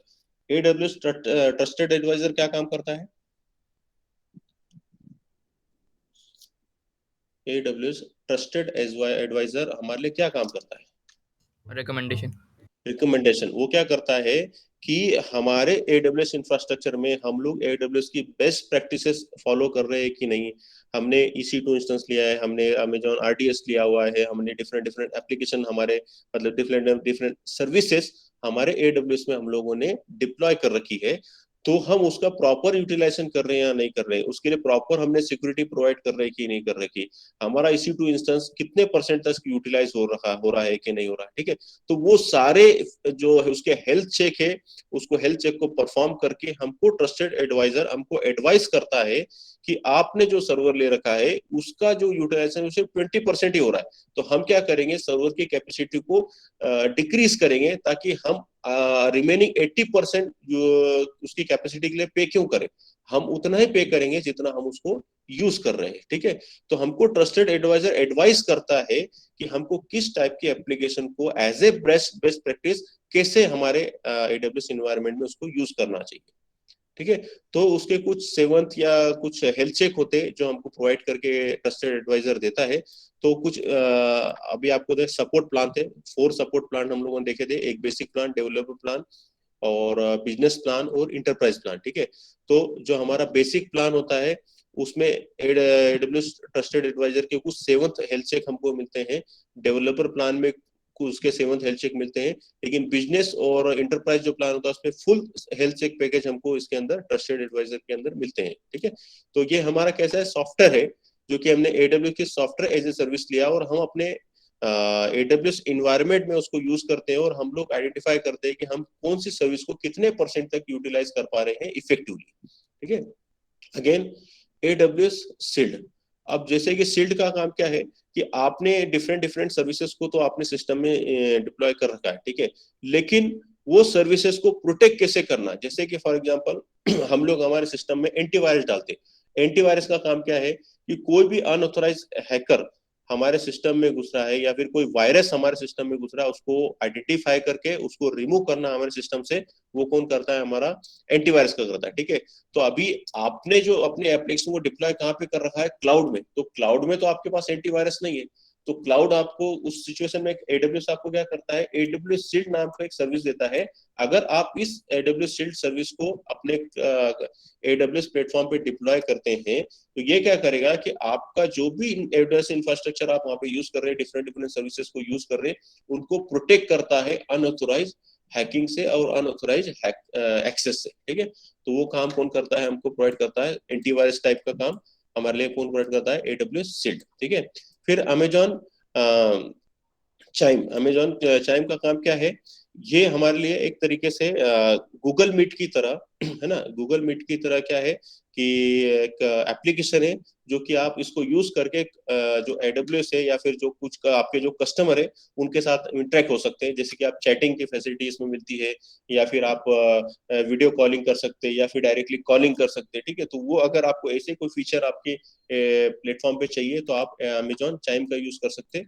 ये आपके लिए उस तरीके की सर्विस देता है कि आप वीडियो कॉन्फ्रेंसिंग के थ्रू या फिर चैट के थ्रू या फिर फोन कॉल के थ्रू अपने कस्टमर के साथ इंटरेक्ट कर सकते हैं। ठीक है, तो ये कुछ सर्विसेज आती हैं जहां पे सॉफ्टवेयर एज ए सर्विस मिलती है। तो अब इसमें क्या होता है? Software is centrally hosted, license on a subscription model और पे एस यू गो। मतलब कि हम जितने पर्टिकुलर टाइम के लिए ये सर्विसेज यूज करेंगे, हमको उतने पर्टिकुलर टाइम के लिए हमको उसको पे करना पड़े। जैसे एंटीवायरस हुआ, एनुअल सब्सक्रिप्शन होता है, 1 ईयर सब्सक्रिप्शन होता है, 3 ईयर सब्सक्रिप्शन होता है। तो हम जितने समय के लिए एंटीवायरस को पे करते हैं उतने समय के लिए ही हमको उसका प्रोटेक्शन मिलता है, अदरवाइज हमको प्रोटेक्शन नहीं मिलेगा। ठीक है, तो सिमिलरली यहाँ पे भी क्या है, जब तक आप सर्विसेज को यूज करेंगे तब तक आप उसको पे करना है, जब आपको यूज नहीं करना है तो आप उसको हटा सकते हैं।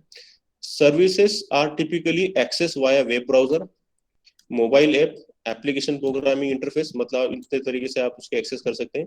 Customer do not need to manage the infrastructure that support the services.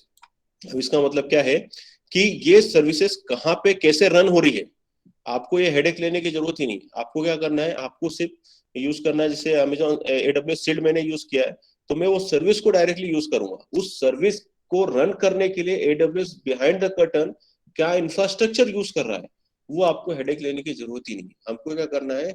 हमको सिर्फ सॉफ्टवेयर एज ए सर्विस लेना है। ठीक है, समझ में आया? Yes sir.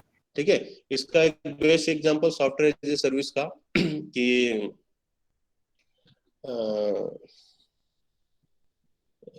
अमेजॉन प्राइम हुआ या हॉटस्टार हुआ। ठीक है, ये हम क्यों यूज करते हैं? हम हमारे पास लॉगिन आईडी पासवर्ड रहता है, हम डायरेक्टली उसको लॉगिन आईडी पासवर्ड डालेंगे और हमको जो मूवी और वेब सीरीज देखनी है उसको सिलेक्ट करेंगे और हमारे टेलीविजन पे हमारे मोबाइल पे प्ले कर लेंगे। ठीक है, तो ये क्या है कि हमको एक सॉफ्टवेयर मिला जहां पे हम लोग कुछ मूवी को रन कर रहे हैं, हम अपने म्यूजिक को रन कर रहे हैं। ठीक है, वो डायरेक्टली हमको रन करके मिलती है। तो हमने क्या किया? सॉफ्टवेयर एज ए सर्विस लिया, और उस सॉफ्टवेयर को रन करने वाले अमेजॉन प्राइम या हॉटस्टार को रन करने के लिए बैकएंड पे क्या इंफ्रास्ट्रक्चर यूटिलाइज हो रहा है, उसका हेडेक हमको लेने की जरूरत नहीं। हम डायरेक्टली उसको ले, जैसे कि अभी मैं गूगल मीट पे आपका लेक्चर ले रहा हूँ। ठीक है, तो गूगल मीट होस्टेड कहाँ पे? गूगल के सर्वर पे मैं वो सॉफ्टवेयर को एक्सेस कर रहा हूँ और आपका लेक्चर यहाँ पे आपके लिए लेक्चर डिलीवर कर रहा हूँ। तो गूगल मीट, गूगल उसको कैसे होस्ट कर रहा है, कैसे मैनेज कर रहा है, उसका हेडेक मुझे लेना नहीं। मैंने डायरेक्टली क्या किया? उसको software as a service use कर रहा हूँ। आई बात समझ में? Yes sir. ठीक है, तो ये होता है सॉफ्टवेयर सर्विस। तो हम लोगों ने यहाँ पे एडब्ल्यूएस का शेयर्ड रिस्पांसिबिलिटी मॉडल देखा। ठीक है, अब हमको कुछ सिनेरियो में आपको बताता हूँ जिसमें हमको आइडेंटिफाई करना है कि कौन सी चीजों के लिए कस्टमर रिस्पॉन्सिबल है और कौन सी चीजों के लिए एडब्ल्यूएस रिस्पॉन्सिबल। ठीक है, तो consider this deployment, who is responsible, AWS और कस्टमर। अब बेसिकली यहाँ क्या हो रहा है कि एक कस्टमर है जिसने EC2 इंस्टेंस लिया है ना, और ओरेकल इंस्टेंस लिया, मतलब उसने अपने EC2 इंस्टेंस के अंदर ओरेकल का सॉफ्टवेयर इंस्टॉल किया है। ठीक है, और उसको क्या किया है? वर्चुअल प्राइवेट क्लाउड से सिक्योर कर दिया है। और उसने इसको सिक्योर करने के साथ साथ क्या किया? उसने फिर एक अमेजॉन S3 मतलब सिंपल स्टोरेज सर्विस, जहां पे अभी स्टोरेज कैटेगरी का सर्विस है ये, जहां पे हम अपने ऑब्जेक्ट बेस का डेटा हम स्टोर कर सकते हैं। जैसे कि मैं ऑब्जेक्ट मतलब क्या हो गया?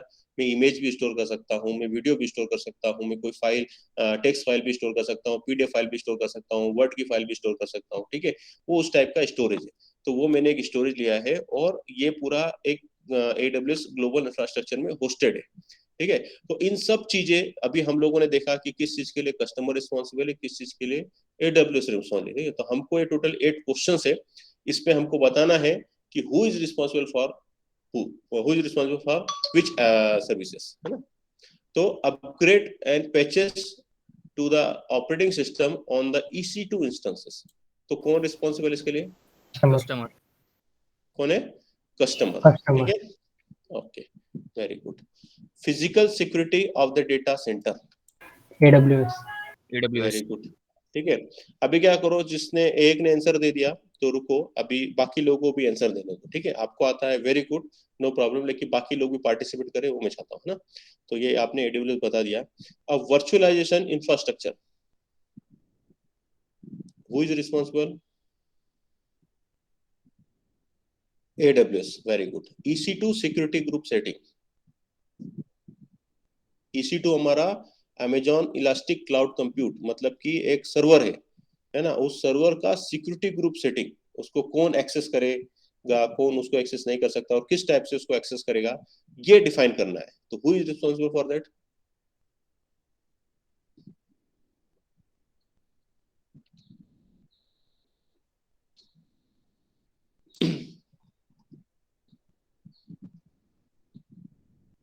गायत्री रहन है, आप बताइए। Yes, sir. हाँ, who is responsible for 4th number? Customer. Customer, very good, है ना। अब दूसरा क्वेश्चन है इसके बाद, configuration of application that run on the EC2 instance से हमें जिससे पूछता हूँ वो मुझे बताएगा। Ranjan Patil. AWS. Configuration of application that run on the EC2 instances. हाँ, फिर से एक बार क्वेश्चन समझो और उसके बाद आंसर दो।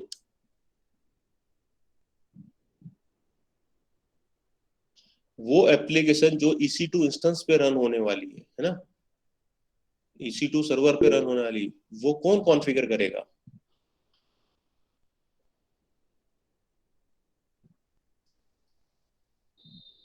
Customer. Customer, customer is responsible for configuring the application. हम क्या कर रहे हैं कि हमने EC2 इंस्टेंस पे रन करना है एप्लीकेशन, तो हम डिसाइड करेंगे ना वहाँ पे कौन सी एप्लीकेशन होना चाहिए, उसको कॉन्फ़िगर करने की जिम्मेदारी किसकी हो गई? कस्टमर की हो गई, ठीक है। अब 6 नंबर का क्वेश्चन है, Oracle upgrade or purchase or sorry, Oracle upgrades and patches if the Oracle instances run as Amazon RDS instances, ठीक है। तो कौन इसका आंसर देगा? Omkar Shinde. Yes, sir. Question समझो, Oracle अपग्रेड्स और पैचेस, है ना, मतलब कि उसमें कुछ अपडेट्स आते हैं या कुछ वर्जन्स आए, अपडेट वर्जन, ठीक है। If the Oracle instances run as a Amazon RDS instances, तो अगर मैं Oracle को as a Amazon RDS instances use करूंगा तो कौन रिस्पॉन्सिबल है Oracle को अपग्रेड करने के लिए और उसके पैचेस को अपग्रेड करने के लिए? Sir, AWS. AWS the correct answer. अब देखो यहाँ पे दो चीजें है ना, अब ध्यान दो मैं क्या बताना चाह रहा हूँ।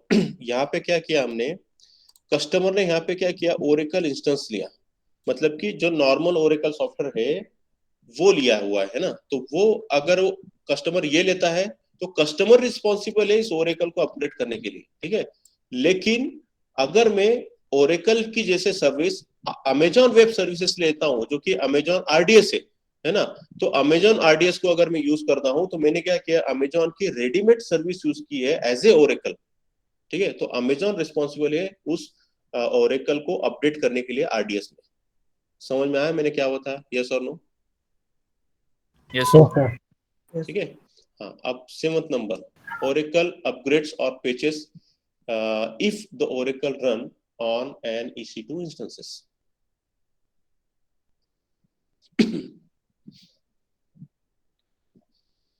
सेम क्वेश्चन है बट डिफरेंट टाइप।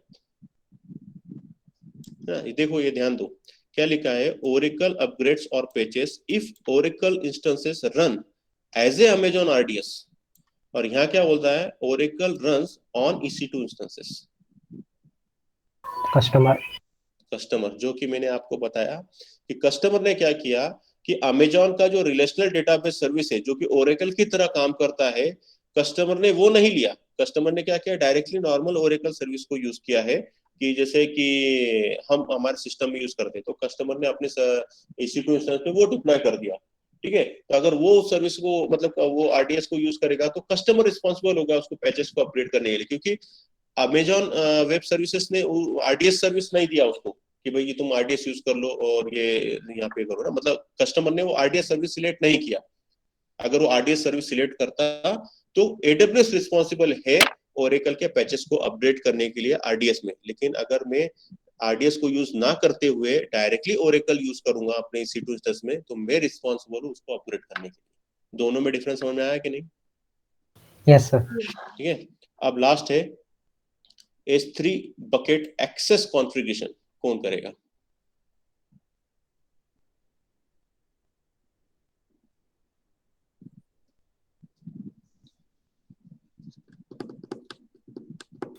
AWS। सोच लो कैसे।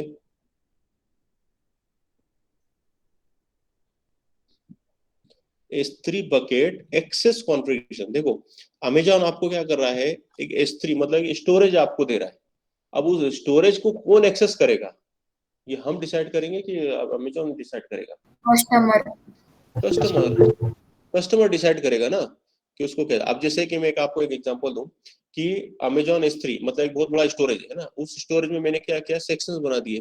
जैसे कि आपने गूगल ड्राइव होगा है ना, तो गूगल ड्राइव में कैसा है, अगर आपका लॉगिन है जीमेल के अंदर तो आप उस ड्राइव को एक्सेस कर सकेंगे। जिसका लॉगिन ही नहीं है AWS के अंदर, सॉरी गूगल के अंदर, तो उस गूगल ड्राइव को एक्सेस कर सकता है क्या? वो नहीं कर सकता है। तो गूगल डिसाइड कर रहा है कि उसके ड्राइव को कौन एक्सेस करेगा। मतलब कि ड्राइव क्या कि स्टोरेज, अब वो स्टोरेज वो अमेजॉन S3 मान के चलो, ठीक है, तो उसके पास स्टोरेज तो ले लिया उसने और अलग अलग लॉगिन बना दिया और वो डिसाइड कर रहा है कि कौन उसके स्टोरेज को यूज कर सकेगा। तो होता है अमेजॉन S3, कौन? कस्टमर डिसाइड करता है। ठीक है, अब अलग एक सिनेरियो हम लोग लेते हैं। Again consider this deployment, who is responsible, AWS और कस्टमर, है ना। अभी क्या किया है कि हमने एक VPC लिया और VPC में हमने हमारा एक वेब सर्वर डिप्लॉय कर रखा है, मतलब अमेजॉन EC2 इंस्टेंस लिया और उसमें वेब सर्वर डिप्लॉय किया, एक वेबसाइट होस्ट की। फॉर एग्जांपल कि आपने फ्लिपकार्ट की वेबसाइट को होस्ट कर रखा है, ठीक है, वहां पे हमने एक सबनेट बना रखा है। सबनेट पता है सभी को क्या होता है? हेलो, सबनेट पता है? यस और नो? No, sir. ओके, ठीक है, मैं थोड़ा सा बताता हूँ। वैसे हम लोग इसको CN में ही पढ़ेंगे और IoT के अंदर भी पढ़ेंगे। तो कोई भी IP एड्रेस होता है जैसे 192.168.1 है ना, और .1, तो IP एड्रेस में जो IP4 है उसके टोटल 5 क्लासेस है ना। तो 5 क्लासेस में कैसा होता है, ये जो क्लास 3 को बिलोंग करता है 192.168.1, तो ये जो होता है ना, ये क्या होता है, हमारा नेटवर्क ID होता है। ठीक है, और ये हमारा होता है होस्ट ID, मतलब कि हम जितने भी मशीन को IP एड्रेस देंगे तो ये 3 डिजिट रहेंगे हमारे, सेम रहते हैं 1 2 3, सॉरी 3 डिजिट सेम है। और फर्स्ट मशीन को हमने 1 नंबर दिया, सेकंड को हम क्या करेंगे, 3 डिजिट सेम रहेंगे मेरे, और हम यहाँ लिखेंगे 2 और इस तरीके से 3 करते हैं। ठीक है, तो ये होता है हमारा ID, मतलब कि IP एड्रेस हम देते हैं। ठीक है, और इसी के साथ साथ हमको क्या करना पड़ता है, सबनेट मास्क देना पड़ता है। अगर मेरे ये 3 फील्ड फिक्स है ना, तो मुझे क्या सबनेट मास्क कैसा देना पड़ता है, 255.255.255 है ना, 0.0। ये 0.0 क्या इंडिकेट करता है कि सिर्फ ये वे फील्ड वेरिएबल है, लेकिन ये 255 ये इंडिकेट क्या करता है कि ये जो मेरी फील्ड है ये फिक्स है ना। तो जो क्लास में यूज करूंगा उसके अकॉर्डिंगली सबनेट मास्क में अपने नेटवर्क में देता हूँ। ठीक है, तो उसी तरीके से क्या है कि जिस टाइप का IP एड्रेस यहाँ पे यूज किया होगा उसी के हिसाब से हम सबनेट असाइन करते हैं। तो वो मैंने यहाँ पे सबनेट असाइन कर दिया और उसको मैंने क्या किया, एक वर्चुअल प्राइवेट नेटवर्क में अटैच कर रखा है। ठीक है, अब क्या होगा, इसके साथ साथ इस EC2 इंस्टेंसेस को एक मैंने S3 स्टोरेज बकेट दिया हुआ है, जो कि इसमें जो भी डेटा आएगा EC2 के पास वो S3 बकेट में वो स्टोर कर सकेगा और यहाँ से एक्सेस कर सकेगा। ठीक है, अब फिर ये जो VPC है इसको एक्सेस करने के लिए मैंने एक इंटरनेट गेटवे लगा रखा है, जैसे कि एक पर्टिकुलर एंड पॉइंट जहां से मैं अपने EC2 इंस्टेंस का कंसोल या उसके विंडो को एक्सेस कर सकूंगा। तो देयर आर टू ऑप्शन, एक तो मैं AWS मैनेजमेंट कंसोल के थ्रू उसको एक्सेस कर सकता हूँ, वेब बेस्ड एक्सेस होगा मेरे पास, या फिर दूसरा होता है Amazon AWS command line interface, जो कि कमांड के बेस पे। जस्ट हेलो, हाँ हाँ, एक 5 मिनट में मेरा लेक्चर खत्म हो रहा है, मैं आता हूँ तुरंत ना।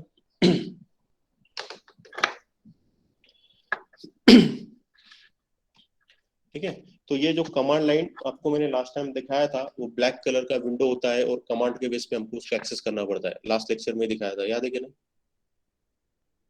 यस ठीक सर। है, तो जब भी हम कमांड लाइन से उसको एक्सेस करते हैं ना, तो हमको सिक्योर सेल की यूज करना पड़ती है, क्योंकि हमारा जो डेटा ट्रेवल होता है कमांड के बेस पे होता है, तो हमको सिक्योर सेल की यूज करना पड़ती है, तब हम उस पर्टिकुलर कमांड के बेस पे उस EC2 इंस्टेंस को यूज कर सकें। तो यहाँ सिनेरियो क्या हो रहा है कि हमने एक EC2 इंस्टेंस को डिप्लॉय कर रखा है हमारे नेटवर्क में, और उसको S3 बकेट असाइन कर रखा है डेटा को स्टोर करने के लिए। अब हमको EC2 इंस्टेंस जो है उसको एक्सेस करना है। तो हम टू टाइप से EC2 इंस्टेंस को एक्सेस कर रहे हैं। क्या क्या है हमारे पास? एक हम AWS मैनेजमेंट कंसोल, जो कि हमको विंडो बेस्ड एप्लीकेशन देता है, जहां से हम उसको एक्सेस कर सकेंगे। और दूसरा हमको क्या प्रोविजन मिल रहा है कि हम उसको कमांड लाइन के बेस पे एक्सेस कर सके। ठीक है, और हमने एक नेटवर्क गेटवे कॉन्फ़िगर कर रखा है कि जैसे AWS कंसोल के थ्रू एक्सेस होगा तो कैसे उसको ऑथोराइज करना है, और अमेजॉन कमांड लाइन इंटरफेस के थ्रू एक्सेस होगा तो उसको कैसे ऑथोराइज करना है। ठीक है, कैसे उसको एक्सेस परमिशन मिलेगी। तो ये एक सिनेरियो है। तो हमको यहाँ पे डिफाइन करना है कि who is responsible for what, AWS या कस्टमर किस चीजों के लिए रिस्पॉन्सिबल है। तो ensuring that AWS management console is not hacked, हमको ये देखना है कि AWS मैनेजमेंट कंसोल हैक ना हो, इसकी रिस्पॉन्सिबिलिटी किसकी होगी? AWS के।